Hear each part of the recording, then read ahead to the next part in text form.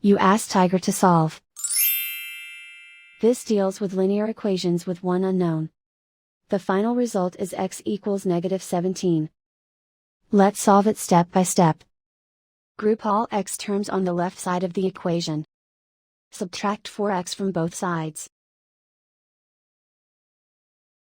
Group like terms.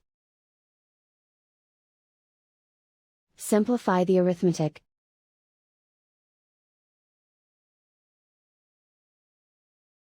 Group all constants on the right side of the equation. Add 17 to both sides. Simplify the arithmetic.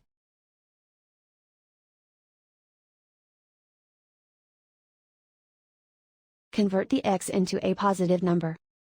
Multiply both sides by -1. Remove the ones. Simplify the arithmetic. And so the final result is x equals -17.